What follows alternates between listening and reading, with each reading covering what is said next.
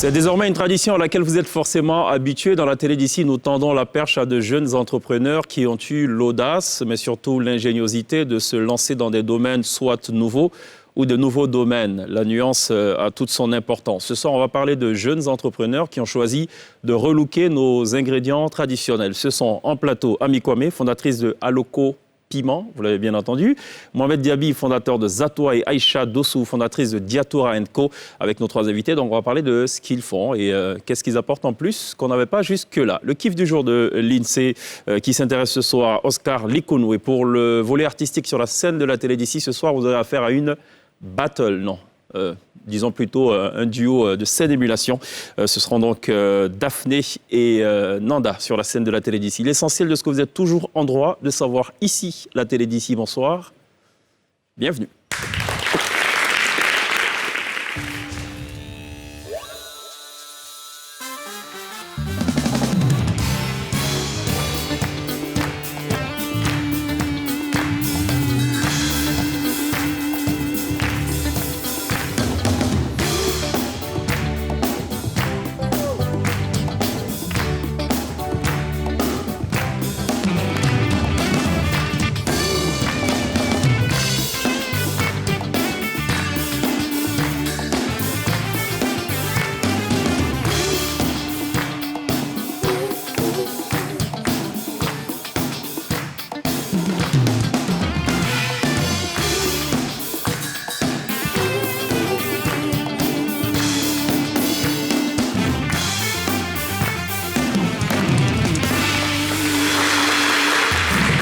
Télévivez la Côte d'Ivoire tous les soirs dans la télé d'ici sur NCI, la première chaîne de télévision privée de Côte d'Ivoire. On aborde des choses qui vous intéressent forcément. Le rendez-vous, c'est du lundi au vendredi dès 18h40. Le rendez-vous, il est pris. Rendez-vous donc visible sur tous les canaux de diffusion. Vous y êtes forcément habitués. Ce soir, on va parler avec de jeunes entrepreneurs qui nous font la gentillesse de répondre à notre invitation. Ami Kwame, bonsoir, bienvenue. Bonsoir, Cheikh Ivan. Ça va? On connaissait Ami Kwame plutôt dans le digital. Qu'est-ce qu'elle vient faire dans cette affaire d'Aloko Piment? Elle aime manger. Oui, le sourire en dit long, c'est vrai. Il paraît qu'il y a un type de sourire, le sourire de... Enfin, je ne dirais pas gourmand, mais des gens qui aiment bien manger. Ouais, elle aime manger, elle aime gagner du temps. Donc, D'accord. Quel est le lien avec le le lien, temps? c'est qu'elle fait des produits justement qui sont prêts à être consommés sans vraiment passer du temps en cuisine. D'accord, très bien. Bienvenue. Merci.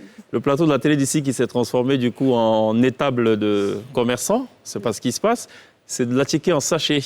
Bienvenue, Mohamed Diaby. Bonsoir, Cheikh. Faites quoi de votre vie? Je suis le directeur d'une jeune entreprise, Zato Impex, et on est spécialisé d'abord dans le sourcing de produits agricoles, la transformation de produits donc de manioc. D'accord.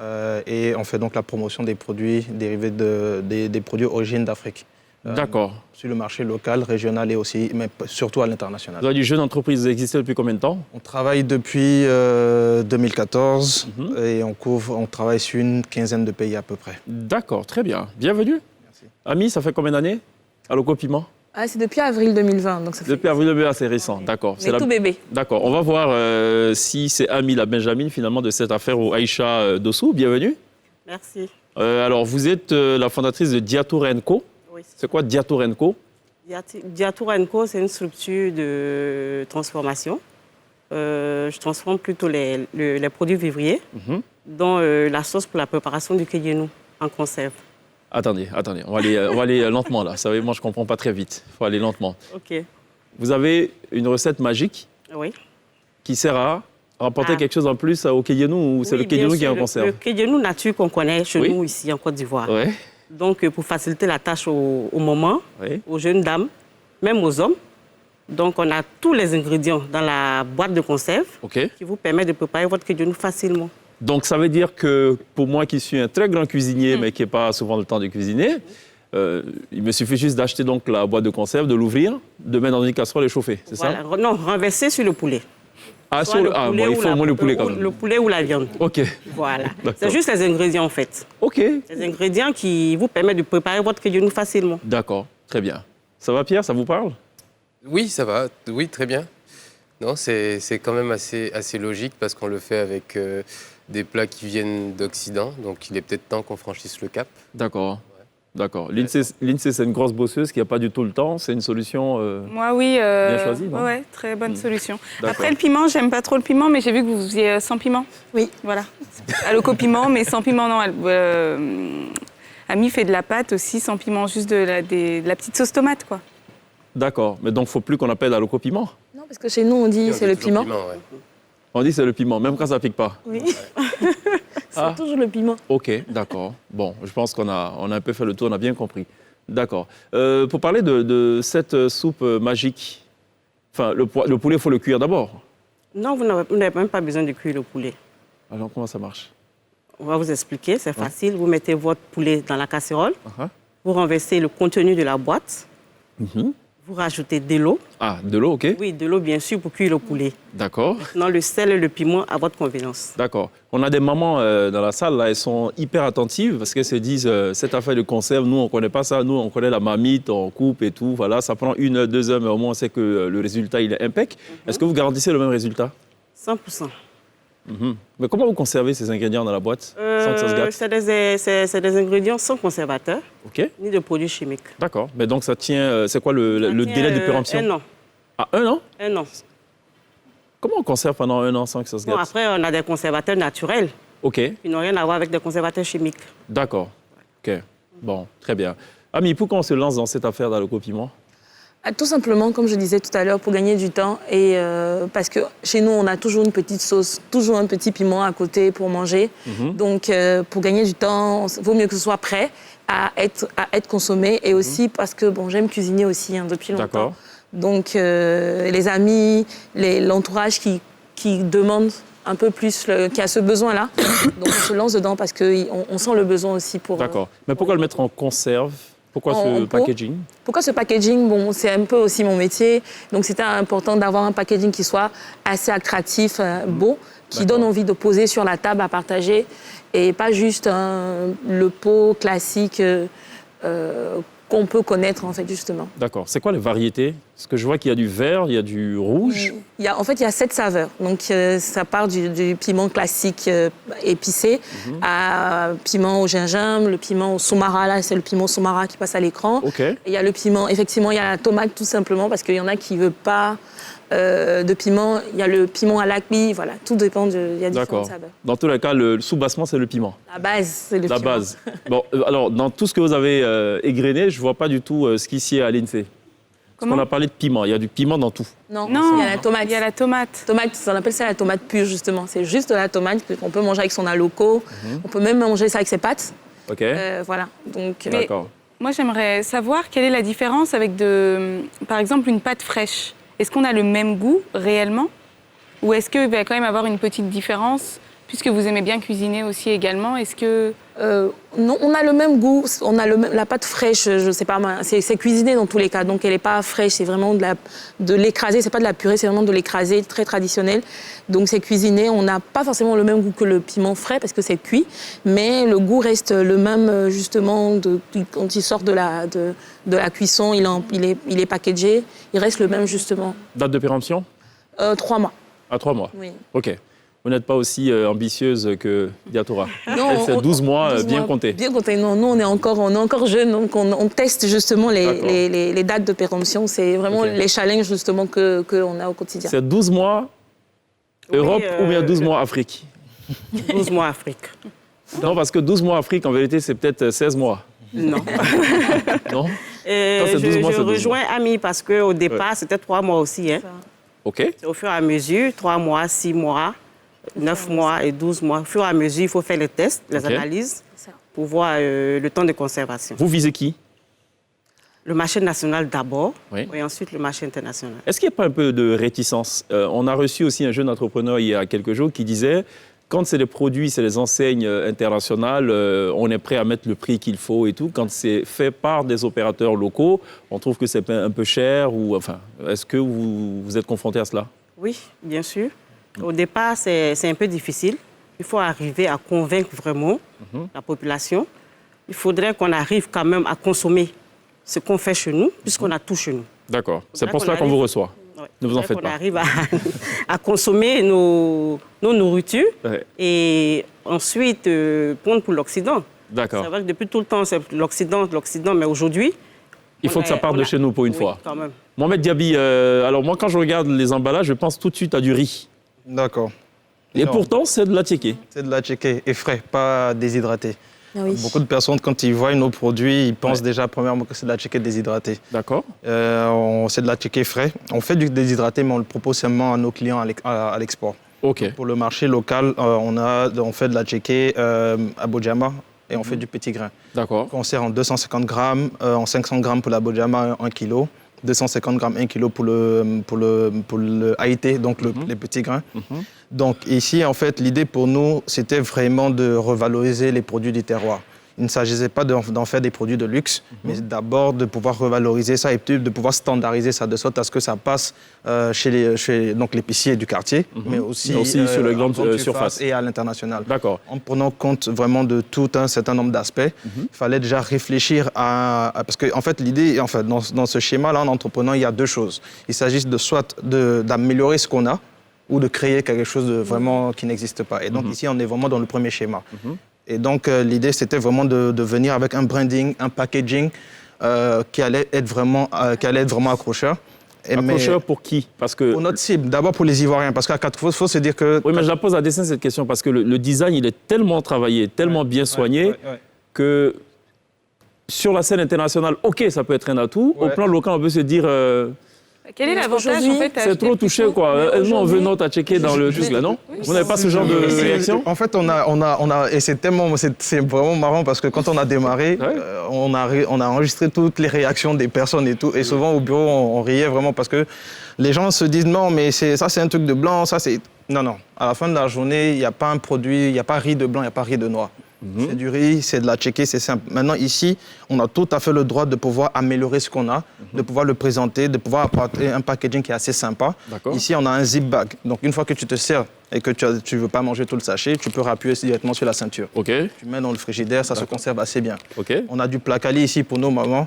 La pâte, elle est très bien nettoyée et puis donc, on n'a plus besoin vraiment de tamiser, filtrer tout ça. Elle met dans l'eau et commence à taper. Je pense qu'elle savent mieux que moi comment faire Et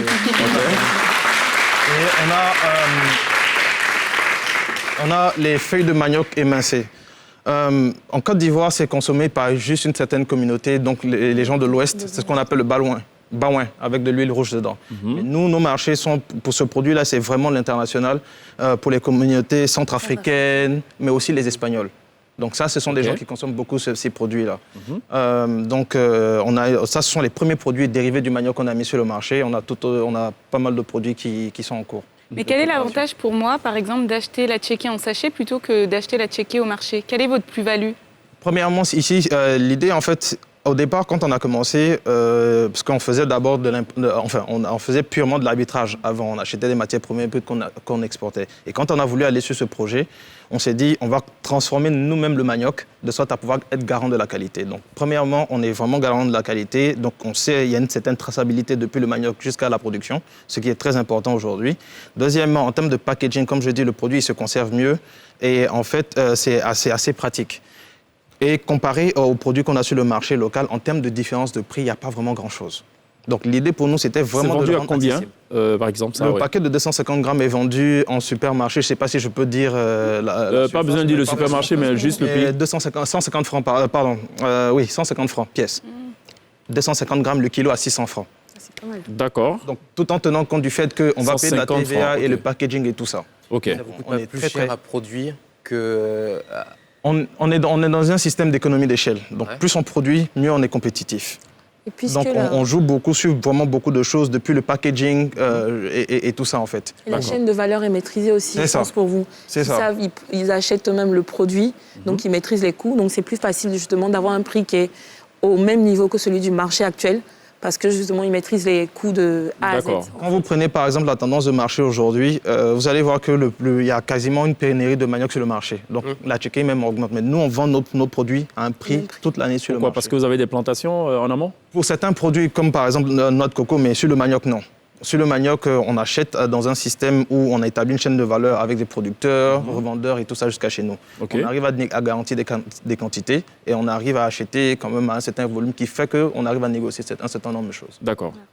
Vous avez combien? Vous avez dit combien? 150? 550 francs. Et 150 c'est l'équivalent plus ou moins de ce que vous allez acheter dehors dans la boule à 200 francs. Là. Non, À 200. Mais il est Donc vous êtes moins cher. on est quasi moins cher. Si Oui, vous êtes moins cher, c'est vrai. ouais. Voilà, Ouais, ouais. c'est ça. Donc on est très agressif. C'est ça. Bon, Ami, elle nous a prévenu, elle aime manger, donc je sens qu'il y a un peu de... marché. Il y a un peu de... Elle est sur la défensive, quoi. Le marché. J'ai osé dire 150 ou 100 francs. Non. C'est combien d'employés De façon générale ou sur le manioc? sur le manioc? Sur le manioc, on a une centaine de femmes qu'on emploie chaque jour. D'accord. Oui, donc oui. Ami, 110 même question. femmes. Trois employés pour l'instant. Pour Alloco Piment? Oui.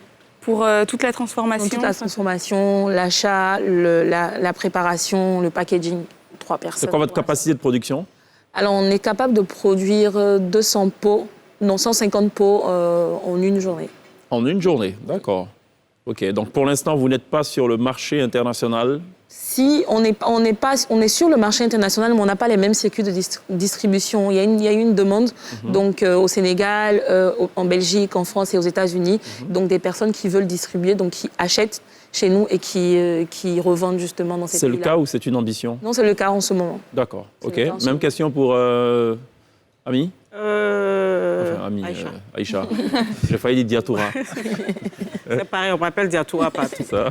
Donc, moi, je produis 500 boîtes environ par mois, OK. vendues dans quelques supermarchés de la place. Et on a des boutiques aussi qui vendent les produits locaux, qui ont tous mes produits chez D'accord. Combien d'employés? C'était la question eux. de l'INSEE. Une dizaine d'employés. Alors, Et concernant, après, il y a des contractuels que je prends D'accord. au mois de la production. concernant le packaging et la mise en Boîte. boîte, tout se fait ici. En Dianois. Dianois. OK. Dianois, c'est en allant Non, mais moi aussi. juste Dianois. après l'autoroute du Nord. Oui, Dianois, c'est... Voilà, on a une structure de production là-bas. Et c'est là-bas qu'on fait la mise en boîte, on fait tout le travail pour le Kéyenou. Et après l'étiquetage et tout, on revient faire Abidjan. Alors j'imagine que ça a été peut-être le plus grand défi pour vous, de mettre en place la structure de Non, c'est pas ma structure. C'est une structure travaillez avec que... une- Voilà, je D'accord. travaille avec une structure. En fait, j'ai été formée par une structure internationale. Et c'est eux qui ont l'unité de production. Et nous qui avons été formés par eux, on peut aller faire notre transformation dans leur laboratoire et sans problème, en fait. D'accord, mais est-ce que vous envisagez d'avoir votre propre unité de production? Bien sûr. À quelle échéance?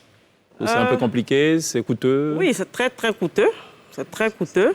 Donc, pour le moment, on essaie avec les différentes ventes. Et au fur et à mesure, on se dit soit à notre propre fonds, mais ce n'est pas évident. Et on verra bien. Quels sont les pays qui consomment le plus vos produits en dehors de la Côte d'Ivoire? La France. La France? Enfin, Paris, oui. Oui, bon, destination naturelle. Sur les produits du manioc, France, Italie, États-Unis, Canada. Sur les D'accord. produits du manioc, oui. OK. Sur le produit du manioc, OK. Par ordre de... Enfin, si on fait un classement, qui consomme le plus de ces pays? France, États-Unis. France, États-Unis, d'accord. Ensuite, Canada peut-être? Ensuite, Italie, Canada. OK, d'accord. Et, on n'a pas encore vraiment déployé notre stratégie commerciale sur la sous-région, donc on fait des petites quantités localement, mais le gros du volume, c'est vraiment à l'international. D'accord. Aïcha? France, Mali, Sénégal et j'envisage Canada. Pourquoi? Parce J'ai que... déjà des contacts là. D'accord, parce que là-bas, les gens font pas trop d'efforts? Non, pas parce qu'ils ne font pas trop d'efforts. Ils n'aiment pas faire mais d'efforts? C'est parce qu'ils n'ont vraiment pas le temps. D'accord. Même ici, C'est on des commence synonymes. par être aussi... Est-ce que ici, c'est peut-être pour correspondre aussi à une évolution de la société ou à un changement de la société où les gens n'ont plus le temps, on passe des heures au boulot et quand on rentre... On descend très tard. Donc on a Attendez, besoin de faire la- Pierre se sent attaqué là. Je ne sais Non, pas ce qui non, se passe. pas du tout, pas du tout. Mais honnêtement, même si j'ai l'impression de voir la société changer, évoluer, de ce côté, de ce point de vue de la nourriture, j'ai pas l'impression qu'on soit en train de faire cette transition. Pas que je comprends pas votre positionnement, mais Ouais. pour moi, ça reste un avis très personnel. Mais je serai toujours. Je dis pas que ça. Oui. J'ai Tenter toujours d'aller envie de chez la cuisiner, tante y quoi, manger. tu vois. Ou- Oui, mais D'accord. tu vois, c'est différent parce que pour moi, ben non. Moi, j'ai pas envie de cuisiner. Non, en fait, il y a une cible. Moi, Il y a une nouvelle cible, effectivement. Ami va trancher, là. En fait, il y a une nouvelle cible. Une nouvelle cible qui a ce besoin-là. C'est pas qui n'a pas envie de cuisiner, mais qui a envie de gagner du temps. Donc, c'est pas ou qui a envie d'avoir ces produits locaux valorisés parce qu'on a quand même cette influence occidentale, on a le digital, on a maintenant un brassage qui fait que on a envie que nos produits locaux soient valorisés. Donc, rien que pour le principe de sentiment d'appartenance, on veut s'acheter un produit qui soit dans un beau packaging parce que c'est notre produit. Rien que pour ça aussi, on voudrait avoir des sauces qui sont prêtes à être consommées. Donc, par exemple, pour le Kejenu, le poulet, il n'est pas prêt. Donc, voilà, tu cuisiner. quand même cuisiner. Ça, c'est juste le temps de permettre à Aïcha de trouver une autre formule qui permet donc d'avoir le poulet déjà prêt et tout, quoi. Voilà. Mais je suis d'accord, mais on est aussi dans une ère où on essaie de passer de plus en plus au naturel, au simplifié. Et c'est dommage peut-être pour l'Afrique qui est en train d'amorcer sa transition. Mais est-ce que, du coup, on n'est pas en train de partir à contre-courant de quelque chose qui va devenir totalement naturel, où on va chercher du frais, du pas packagé, Est-ce que vous vous êtes posé cette question-là ? Je pense qu'autour de la table, on a des produits qui sont frais, qui sont naturels. Ils sont packagés, mais qui sont frais et naturels. Donc on reste, donc on reste quand même dans le naturel mais c'est important de pouvoir packager ces produits, tout simplement parce que la conservation est plus longue, donc c'est plus simple, et aussi pour faciliter la consommation. Donc, par exemple, le pot de piment, à chaque fois que tu vas cuisiner, tu vas être en train de refaire ton pot. Si tu n'as pas mangé la quantité que tu veux, ça ne va pas suffire. Genre, il faut jeter. Donc, ça aussi, c'est du gaspillage. Tu peux fractionner ta consommation en fonction de la taille du pot, etc. Donc, ça aussi, c'est quelque chose... C'est qui la cible ? La cible... Le terme est sorti tout à l'heure, on n'y a pas répondu encore. Voilà, question pour vous trois. Alors, la cible, pour moi, aujourd'hui, c'est des hommes-femmes de 20 à 40 ans qui, justement, aiment manger du piment, bien sûr, et qui ont envie d'avoir le goût naturel, le goût traditionnel du piment, de la loco, de la chiquée, des grillades, etc. C'est ça principalement la cible. La cible secondaire... Mais peut-être aussi des vendeuses même d'Aloco qui, au lieu de se fatiguer, plantaient carrément vos pots aussi. Oui. Peut-être, non ? Non, c'est pas... Non, parce que non. Mais il y a quand même ce rituel-là. Il y a quand même les restos, alors ? Les restaurants, les hôtels. Okay. Et voilà, les restaurants, les hôtels qui sont des cibles. J'espère que ça ne va pas ressembler non plus au... C'est Tabasco ? Tabasco. Tabasco. Tabasco. Il y a un semblant de piment qui n'a pas de goût du tout. Ça vient de là. On dit que c'est du piment, mais bon, c'est bon. Non. OK, cible de Mohamed ? Donc, pour le marché local, c'est vraiment la classe moyenne. Et ça, c'était dans un premier temps la stratégie, mais là, on a commencé à essayer de décentraliser un peu la chose parce que l'idée, vraiment, c'est de garder ça à un prix qui est vraiment accessible à tout le monde. Et ensuite, sur le marché international, c'est vraiment la diaspora. Ça fait pas trop choco, ça ? Choco, ça dépend, parce qu'à la fin de la journée, c'est juste un packaging. C'est vraiment le même à checker, il n'y a pas de conservateur. Ça, on a compris depuis. On revient sur le côté choco, quoi. Ouais. Non, mais le truc choco, encore, comme je dis, c'est pas une question de choco, c'est juste une question de vouloir avoir un produit propre ne veut pas dire que choco. Je pense que pour moi, c'est vraiment le minimum, en fait. D'accord. Aïcha ? Oui, moi, ma cible, c'est... C'est l'INSEE. L'INSEE, déjà, là, c'est bon, il y a une cible captive, oui, c'est bon. Une cliente qui est sur le podium. C'est ça. Donc, en fait, c'est ceux qui vont vraiment au travail, qui n'ont pas le temps. Qui n'ont pas le temps. Moi-même, je suis... Vous n'avez pas le temps ? Oui, parce que quand je rentre tard souvent, il suffit seulement de prendre une boîte de Kejenu et puis faire ma sauce rapidement. Et en plus, on gagne en temps et on gagne en goût, puisque c'est le même goût qu'on a, comme si on venait de prendre les légumes et puis faire le Kejenu. C'est le même goût ? C'est le même goût qu'on a, puisqu'il n'y a pas de conservateur. On aurait dû goûter, hein. Je vais être un peu dégueulasse, mais je vais en parler parce qu'il y a beaucoup de mamans qui nous font la gentillesse d'être là ce soir. Vous savez que dans certaines cuisines du terroir, il paraît qu'on utilise parfois les excréments d'agoutis séchés pour en faire de l'assaisonnement. Vous saviez ou pas? Ah non, ça, je ne sais pas. Si ce n'est pas vrai, elles ne vont pas applaudir. Si c'est vrai, elles vont sûrement applaudir. Ah, Pierre, ça ne savait pas? Vous ne saviez pas? Quel plat? Qui peut confirmer? Qui peut confirmer? Histoire que je... Non, est-ce que ce genre de secret de cuisine, on retrouve dans votre... Non. Non. Non, pas du tout. D'accord, vous, c'est le classique, quoi. Bon, écoutez, Ça va, on va aller sur une note un peu plus positive. Hein. On va parler du kiff du jour de l'INSEE. Jingle, on revient juste derrière.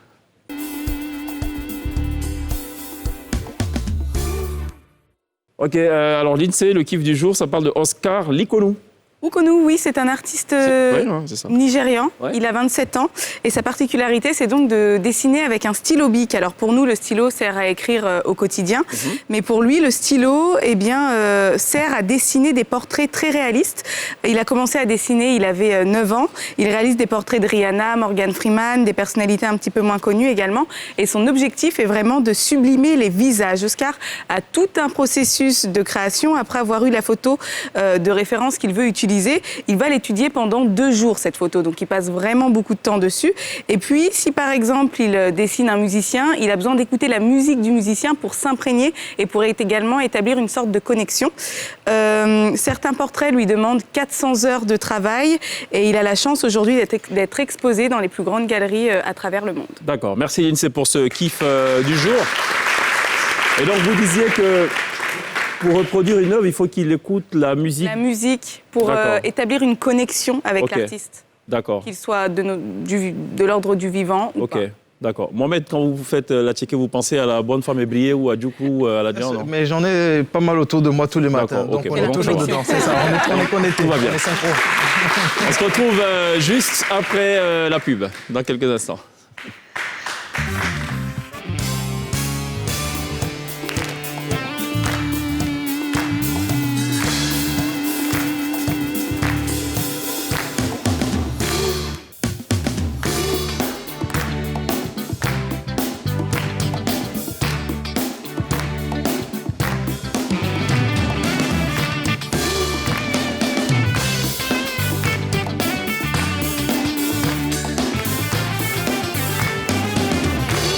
Vivez l'excellence du relooking des atouts culinaires de la Côte d'Ivoire avec 3 invités ce soir, Ami, Mohamed et Aïcha, qui ont eu l'ingénieuse idée pour la première de mettre le piment dans des boîtes de conserve, enfin dans des boîtes en bouteille.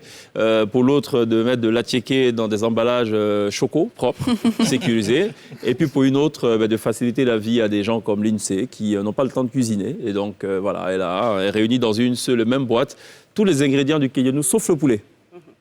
L'avantage, c'est que si on veut faire du kédienou de mouton, c'est valable aussi. Oui, c'est valable. Voilà. Parce que si on avait le poulet dans le truc, on se serait limité qu'au kédienou de poulet. On allait pouvoir faire d'autres boîtes aussi. Peut-être des boîtes avec du mouton. Ok, mais pour la conservation du poulet, par contre, ça allait être un peu chaud. Hein. Très chaud. Compliqué. Donc, on est en train de travailler sur ça. Ok. Pas seulement le poulet, hein. Ouais. On peut avoir d'autres viandes. D'accord. Ok. Pierre? Alors, est-ce que ça a été facile pour vous de vous lancer dans ce secteur-là en particulier, la transformation de produits, en termes de ressources financières et d'aide, d'accompagnement? Moi, je viens de commencer. Honnêtement, ça n'a pas été compliqué de me lancer. J'ai eu un contact pour les pots. Je cuisine, j'ai cuisiné les pots, je les ai mis en pot, j'ai commencé à les vendre sur les réseaux sociaux. Donc, je peux pas vraiment me plaindre. Je commence et je pense que quand on va passer à la vitesse supérieure, unité de production, à ce moment-là, je pourrais parler de difficultés financières, mais c'est vraiment faire son marché et mettre ses produits en pot. Et s'assurer qu'ils sont de bonne qualité et qu'ils tiennent en fait justement en termes de conservation et qu'ils gardent le même goût. Et pour le moment, c'est grand challenge. C'est sur fonds propres, du coup? Oui. D'accord. C'est sur fonds propres. Mohamed? Oui et non. C'était difficile dans le sens où jusqu'à récemment, on a toujours travaillé sous fonds propres. Donc l'usine même, on l'a montée sous fonds propres. Et puis, à un moment donné, quand on a monté l'usine, il fallait plus de liquidité pour pouvoir financer donc, la matière première et tout ça. C'est là où on a été planté par la banque. C'était réglé. Oui. Par la banque. Oui, Qu'est-ce qui n'a pas marché? Les aléas du... vous savez, on a... Enfin, je sais pas... Ils trouvaient ça trop Non, futuriste, cette affaire d'attiéké dans cet emballage? Je pense pas forcément. On travaillait déjà avec eux, donc ils avaient déjà un certain historique par rapport à nos autres produits. Et je pense que c'est juste qu'il y avait pas... Enfin, on demandait trop de garanties et tout ça, et ça pesait un peu sur le dossier. Mais finalement, Dieu a fait que les choses sont rentrées de l'ordre et on a pu continuer. D'accord. Aïcha, visiblement, il n'a pas eu de problème. Hein. Non. Non? Pas vraiment. Je sais pas, enfin, Oui, sur fonds propres. Ouais. vu que je travaille dans une autre structure C'est ça, qui le n'a fait rien à d'avoir voir l'appui avec de la cette, transformation. structure. Voilà, donc j'avais le choix au départ entre les bocaux et les boîtes de conserve. Donc après l'étude de marché, j'ai préféré aller sur les boîtes de conserve parce qu'on n'a pas l'habitude de voir nos produits locaux dans des boîtes de conserve. D'accord. C'est juste ça, en fait. Hein? OK. C'est la différence en fait. D'accord. Vous faites du Kejenu, vous êtes plutôt sur le manioc, vous sur le piment. Pourquoi tout simplement le choix de ces produits-là en particulier et pas d'autres? Est-ce qu'il y a eu un appel, Du ciel? un appel de la marmite? Moi, je ne fais pas seulement le Kejenu. Vous avez vu les images tout à l'heure. quoi Je d'autre? fais pas mal de produits. Je fais des épices et c'est par là que j'ai commencé. OK. Et on peut dire que les transformateurs commencent toujours par les épices. C'est bizarre, mais c'est comme ça. Et après, on se lance dans d'autres produits au fur et à mesure. Donc après les épices, on a l'huile de coco nature qu'on fait aussi qui marche très bien. Il y a l'huile de palme rouge, il y a le Kejenu. Et le Kejenu, je vais vous expliquer un peu ce qui m'a amené à faire le Kejenu. J'avais un petit maquis dans le temps où on faisait à manger. Et les clients qui venaient manger là C'est long, appréciaient. un Ce que je vais expliquer. C'est long, Non, un non, Kejenu. À le faire un Kejenu. Kejenu, c'est long. Non, pas du tout, c'est pas long. Le c'est Kejenu, c'est pas 40 long. minutes, ça. Non, ça Combien prend pas assez de temps. 40 minutes 40 max. minutes, c'est long. Monsieur qui me cuisine. Les clients aimaient bien le Kejenu du maquis. Donc c'est là, ça m'a amené à... Bon, pourquoi? Et à chaque fois, ils m'appelaient, est-ce qu'on ne peut pas avoir votre Kejenu? Et quand je ne suis pas là, ils ne veulent pas manger le Kejenu des autres. D'accord. Donc souvent, je quitte le bureau, j'arrive, je fais le Kejenu pour le client. Mais après, ça a commencé par... Ça, c'est effectivement... Vraiment me c'est fatiguer. propre à toutes les enseignes de restaurants. Quand on est habitué à la cuisine de la gérante ou la propriétaire, Quand on elle trouve n'est toujours pas que là, quand c'est fait par quelqu'un d'autre, c'est c'est pas le compliqué. même goût et c'est compliqué, Donc, pour effectivement. faciliter la tâche à tout le monde, tous ceux qui m'appellent à chaque fois de venir faire leur Kejenu, bon, je vais vous mettre ça en boîte facilement. D'accord. Comme ça, vous allez pouvoir manger votre Kejenu. Très bien. Pour rejoindre la question de Pierre, je voulais savoir, moi, quelle était votre formation? Est-ce que, justement, à un moment donné, vous vous êtes levé le matin, ah tiens, je vais faire ça, mais quel est votre background, on peut dire D'accord. Ami, son background, c'est connu. Elle aime manger.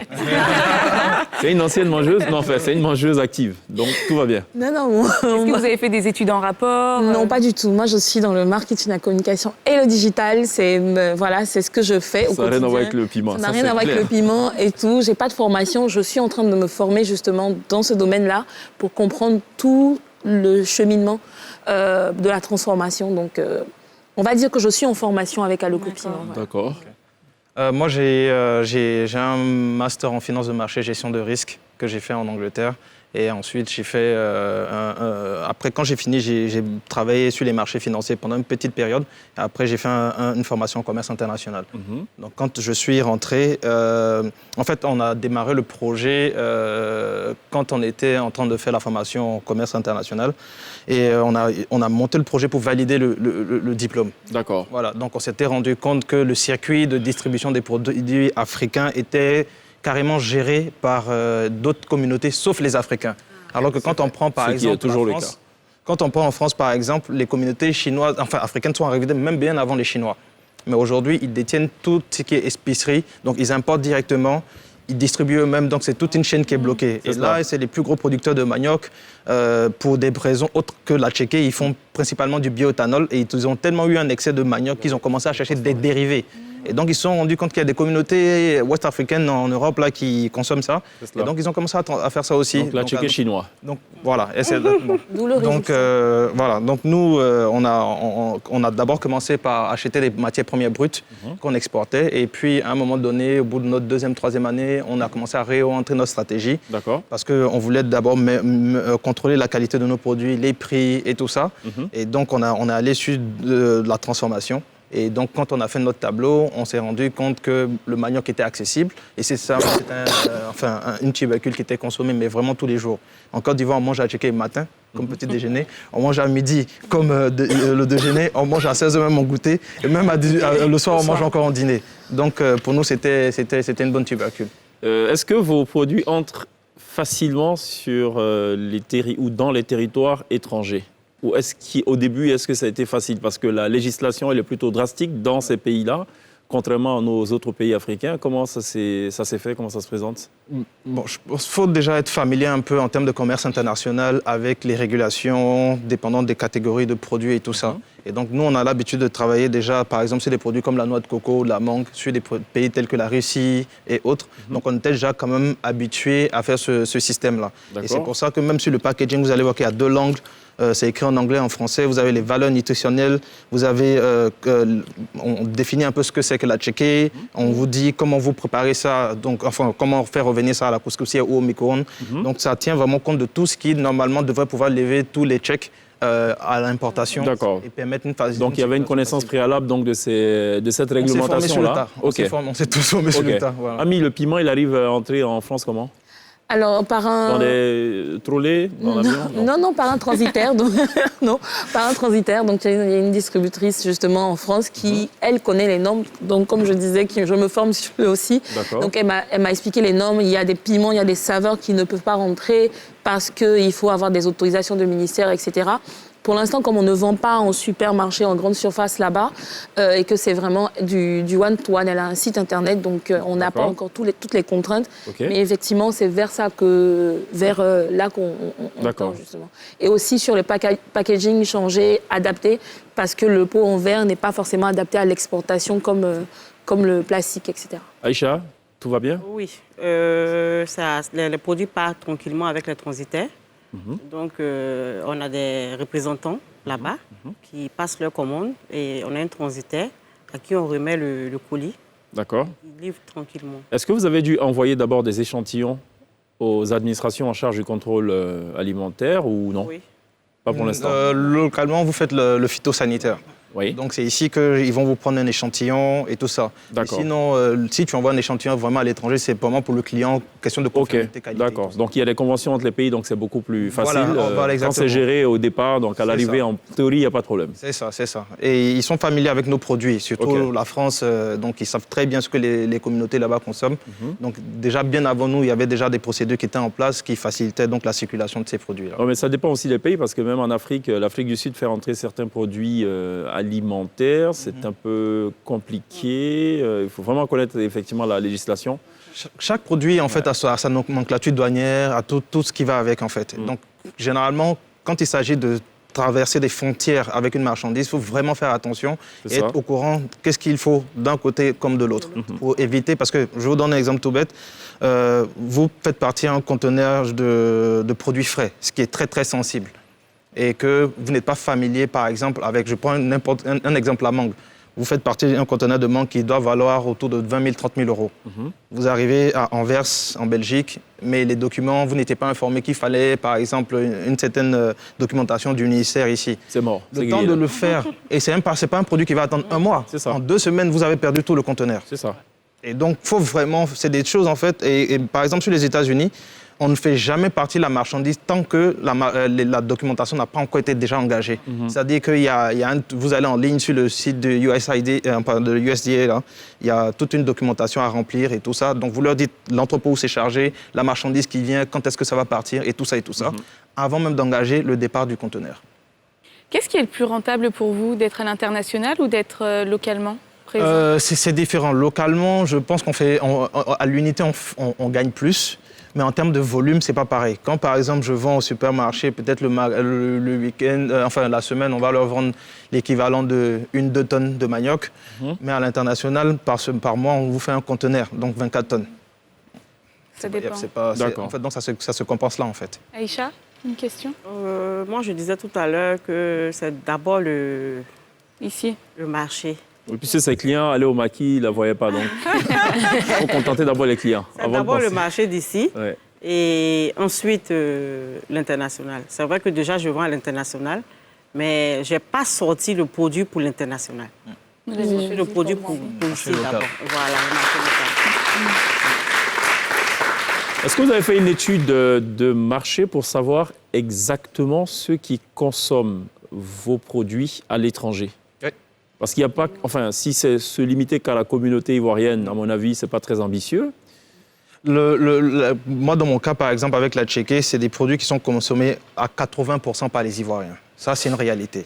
En ce moment, on est en train de faire une bataille pour justement plus introduire ces produits-là dans les assiettes de différentes communautés. Il y a déjà d'autres qui connaissent et qui veulent goûter, qui veulent manger de temps en temps. Mais l'idée ici, c'est vraiment de fight, de sorte à ce que, par exemple, quand on sort, on dit ce week-end, on a envie de manger ivoirien. On sait qu'on veut aller manger à Tchéké, on veut manger du kedjenou avec son piment et tout ça. D'accord. OK. Mais ça, c'est pas une bataille que, en tant que producteur ou distributeur, on peut faire tout seul. En fait, c'est tout un engagement. En fait, déjà, il faut que ça commence par une volonté politique du pays qui décide, par exemple, de faire de la tchéké, effectivement, un produit typiquement ivoirien, que ça devienne une identité. Et en fait, c'est tout un... On est d'accord. C'est tout un autre débat. On est d'accord. C'est tout un processus. La marque toute seule ne peut pas justement installer dans l'esprit des personnes de différentes communautés la valeur du produit. Est-ce que vous redoutez de la contrefaçon? On n'a pas, nous, on n'a jamais peur de la compétition parce que déjà, on est protégé sur environ une trentaine de pays. Je ne parle pas de compétition, je ne parle pas de concurrence. De contrefaçon. Enfin, concurrence, oui, mais déloyale. Non, là, je parle de contrefaçon. Oui, ça veut dire quelqu'un qui va dupliquer. Oui, justement, c'est pour ça que nous, par exemple, notre marque Zegen by Zatois est protégée sur... Zegen, il fallait un nom qui parle aux Ivoiriens. C'est ça. Zegen by Zatois, Plakali by Zatois, Saka Saka by Zatois, tout ça, c'est protégé. Vous savez que Zegen, ça peut sonner chinois aussi. Non, ça suffit juste de mettre un H après le G et puis... Ça va donner quoi? Non, ça sonne pas chinois. Quand tu dis Zegen, le gars, il sait que toi, t'es ivoirien. On parle du gaba. C'est ça, on parle du gaba. Ça, c'est entre nous, c'est clair. Allez, dans le choix de l'emballage, est-ce qu'on est sur du 100% recyclable? Le mien, oui, pour l'instant. Oui. Vous avez dit pour l'instant? Oui, parce que franchement, dans la démarche de développement, c'est pas viable de transporter par conteneur ou par transitaire des bouteilles. Il m'est déjà arrivé d'avoir des paires de bouteilles qui sont cassées, voilà. Donc c'est pas pratique. Et le produit étant naturel aussi, on n'a pas encore la capacité de conservation du kedjenou. Il faut trouver le moyen, par exemple, peut-être de le congeler. Donc il y a tout ça à faire. Et bon, congeler un pot de verre, c'est pas pratique. Recyclable? Il a dit? Oui, recyclable. Recyclable? Non. Non? OK. Très bien. OK. Nous, pendant cette émission aussi, on recycle 3 fois la pub. Donc, allons la pub et puis on revient juste après.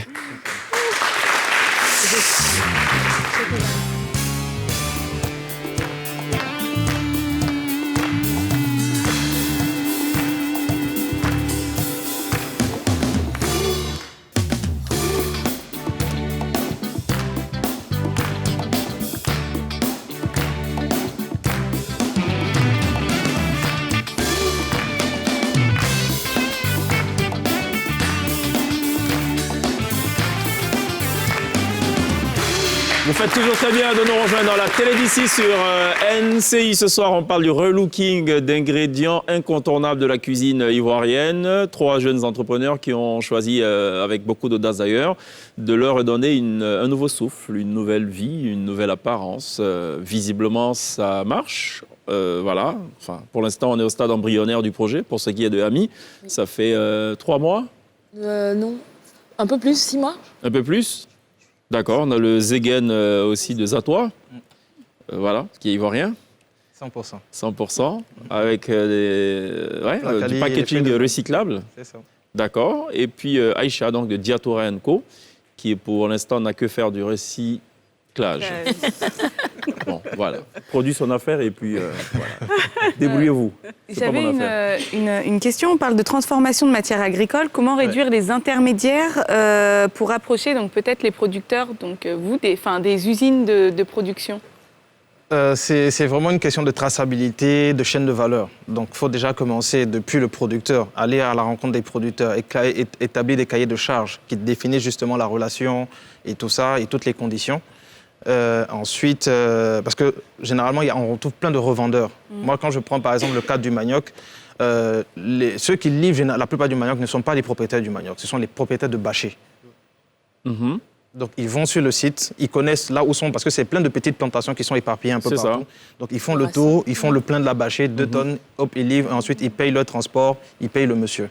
Donc, déjà, pour nous, on a commencé par travailler avec les personnes de bâcher, parce qu'il fallait déjà comprendre. Et ensuite, on décentralise et on va un peu plus vers les producteurs pour que ce soit vraiment une chaîne de valeur. D'accord. C'est ça. Pourquoi vous pensez que vous allez réussir? Pourquoi on pense qu'on va réussir? Parce que Déjà parce qu'on a confiance, mais de manière plus, on va dire, pratique et pragmatique, c'est que, par exemple, sur Aloco Piment, on a vendu le premier mois près de 200 pots. C'était pas attendu. Et donc, en fait, on a compris, en tout cas, que c'est un besoin. Il y a vraiment ce besoin-là. Et aussi que le produit plaît. Donc, il faut maintenant faire de telle sorte que ça continue et que ça s'agrandisse. D'accord. Mohamed? Pour nous, c'est plusieurs éléments. Déjà, premièrement, on est sur des produits que nous pensons sont assez réalistes et sont proches de ce que les gens veulent. Deuxièmement, la demande, elle est là. Et donc, on fait le nécessaire pour pouvoir vraiment apporter des produits qui sont assez satisfaisants et qui remplissent un certain nombre de critères pour pouvoir vraiment non seulement acquérir les clients, les maintenir et encore accueillir de nouveaux clients. Aïcha? Moi, j'ai confiance parce que je sais que mon produit il est bon, il est demandé. Donc, il faut continuer à conquérir les clients et leur parler toujours du produit et ne pas rester seulement sur le Kédienou. D'accord. Parce que je compte faire d'autres sauces encore dans les mêmes boîtes de conserve. Vous connaissez le produit Bon Foutou? Vous l'avez connu? Bon Foutou? Oui. Bon Foutou? En fait, Bon Foutou, c'était du foutou préfet. On va dire ça comme ça, sous forme de poudre. C'est de la poudre. La poudre de manioc. Donc, en quelques minutes, on a son foutou et tout. Mais ça existe toujours, hein. Pas forcément Pas bon ici. foutou, mais à l'international. Ouais. C'est comme ça que nos parents mangent le foutou. D'accord. Donc c'est de la banane déshydratée. OK. Que... En Côte d'Ivoire, ça n'a pas marché. En fait, je pense Donc, que je vous ai c'est... posé la question à dessein. D'accord. Est-ce que vous vous appuyez justement sur les erreurs? Donc, enfin, c'est pas vraiment des erreurs. Il faut bien tomber pour se lever un jour. Exactement. Est-ce que vous vous fondez justement sur ces expériences-là pour consolider votre business? Personnellement, oui. En fait, c'est pas des expériences, mais c'est en termes de goût. Je parlais de aimer manger. On a envie de retrouver... C'était bon, hein, Bon Foutou? Oui, Ouais. je sais pas. Mais Si, c'était un emballage qui ressemblait un peu à du lait de bébé. Par exemple, clairement, moi, la tchéké déshydratée, il me parle pas parce que je pense qu'il perd sa saveur d'origine. Ouais. Donc, le secret, en tout cas, l'enjeu, en tout cas, avec Aloco Piment, c'est de garder l'authenticité du goût, le même goût que l'on connaît du piment de la tante Sille. Bon, D'accord. dans le cas d'espèce de ma mère. OK. Et donc, c'est important de garder le goût. Donc, quelles que soient les transformations, les conservateurs, les produits qu'on met dedans, idéalement, c'est d'avoir le bon goût. C'est vrai qu'un bon produit, ça ne suffit pas. Non. Si vous avez un grand groupe agro-industriel qui tout de suite décide de se lancer sur ce segment, il vous écrase. Oui. Vous avez pensé à cela? Vous faites quoi alors dans ce cas? Moi, je mets un pied après l'autre. Je ne suis pas en train de penser au grand groupe pour l'instant. Je m'assure que mon produit est bon. Et je développe ma marque dessus de telle sorte que le grand groupe, quand il découvre mon produit, il n'a pas d'autre choix que de travailler avec moi pour produire en fait pour lui. Ah bon? J'espère qu'ils sont animés d'une telle bonne foi. C'est une question marche pas pas une comme ça. question de... À l'échelle de de votre besoin. développement, de votre croissance, est-ce que, à part le goût, il y a d'autres valeurs de cette nourriture traditionnelle que vous n'avez aucunement l'intention de sacrifier? Moi, dans mon cas, par exemple, c'est surtout le procédé. Quand on dit aux gens qu'on a une unité de transformation de manioc pour faire de la tchéké, automatiquement, les gens se disent c'est un processus super industriel et tout. Non, les machines, elles sont là juste pour simplifier les tâches difficiles à nos mamans. C'est tout. Sinon, ça reste le même manioc qui est épluché jusqu'à faire les grains étapés. Donc, pour nous, ça, c'est vraiment le secret de notre production. Vous avez Kakabé dans l'actionnariat d'Aboite ou pas? Non, on n'a pas Kakabé. On est un jeune groupe d'amis ivoiriens, sénégalais et tout. D'accord. OK. Qu'est-ce que vous pensez de la digitalisation de la société? Est-ce que ça vous permet justement à vos produits de plus se vendre ou au contraire, vous n'en avez que faire? Est-ce que vous passez par Facebook? Ne dis pas tout le temps à me dire. Pardon. On va passer la parole. Allez-y d'abord. Alors, Moi, ce que j'en pense, je pense que Aloco Piment est C'est Facebook. c'est naturel, voilà. C'est totalement naturel pour moi parce que c'est le secteur c'est mon secteur d'activité. Donc, c'est ce qui a permis je pense, qui me permet d'être là au stade embryonnaire, d'être sur le plateau. Parce qu'un produit ne se vend pas seul, il faut qu'aussi on arrive à en parler.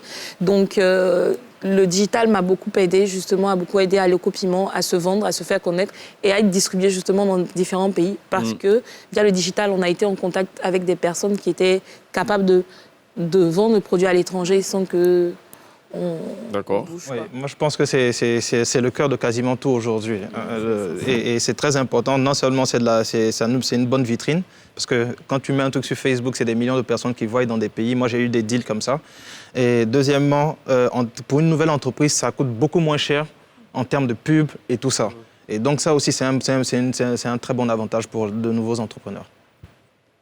Oui, moi je pense aussi que le digital nous arrange plus parce qu'on arrive à vendre beaucoup sur Facebook. Déjà sur Facebook, parce qu'on arrive à se faire connaître et avec les partages, il y a des milliers de personnes qui arrivent à voir le produit qu'on a. Et actuellement, on n'a pas les moyens de faire les 12 mètres carrés. En fait, c'est ce que j'allais dire.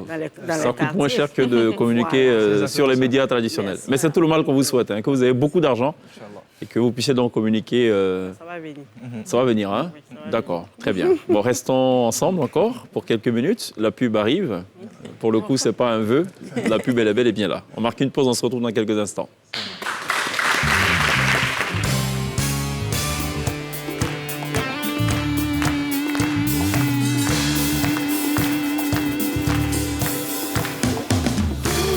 Retour sur le plateau de la télé d'ici pour le tout dernier virage. Et cette émission donc consacrée à 3 entrepreneurs qui ont choisi de se lancer dans, je pense, c'est peut-être le domaine où les chances pour prospérer sont de 1000%. Ça concerne la nourriture.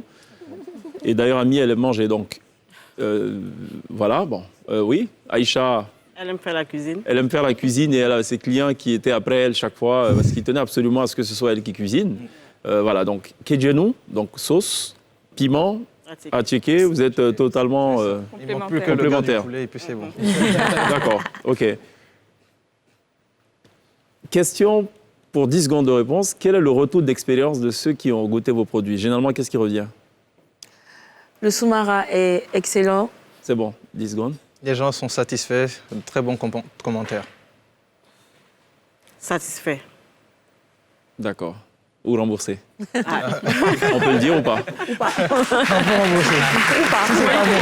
c'est pas bon, on rembourse ça, c'est clair. Ami Kwame, merci d'être passé par la télé d'ici. Mohamed Diaby, merci d'être passé. Merci à Aïcha de Diatora Co. Merci à Pierre. Merci à l'INSEE. Et puis évidemment, on remerciera l'Association des femmes capables de Port-Louis à Djoufou et la jeunesse de la génération consciente de Port-Louis qui nous auront accompagnés tout au long de cette émission.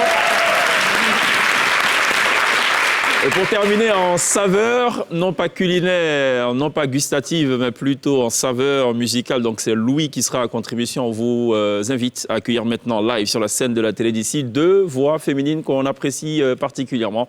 Ce sont celles de Daphné et Nanda qui nous offrent d'apprécier, sinon qui nous offrent de faire un retour musical sur 2 hits, Fall In de Alicia Keys et un mash-up de 2 titres tirés du terroir musical ivoirien. C'est Biandé de Reine Pélagie et L'Enende de Jeanne Animel. Ce sera tout pour la télévision. On se retrouve next time. D'ici là, take care. Nanda, Daphné, right now.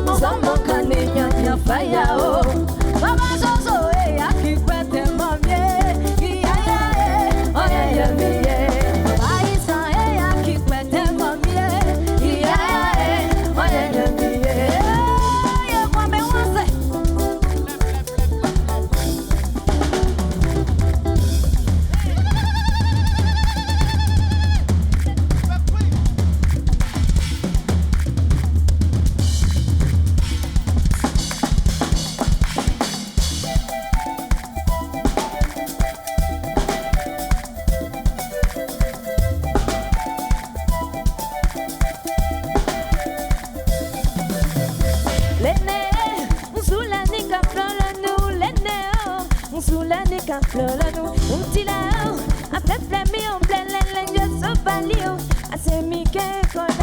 On sait ok, on sous la main, grand si on se manque à nier, à te masser, flololo.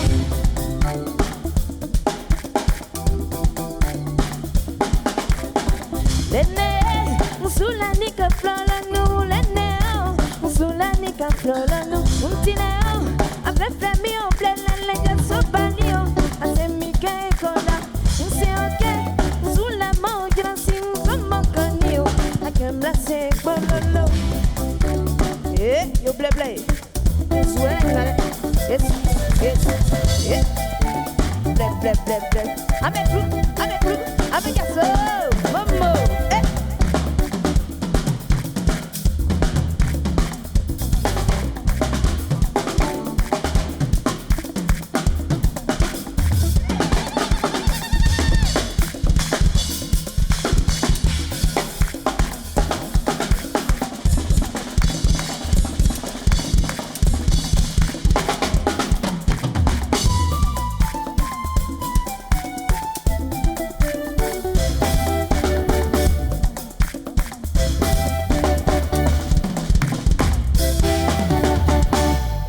Merci beaucoup.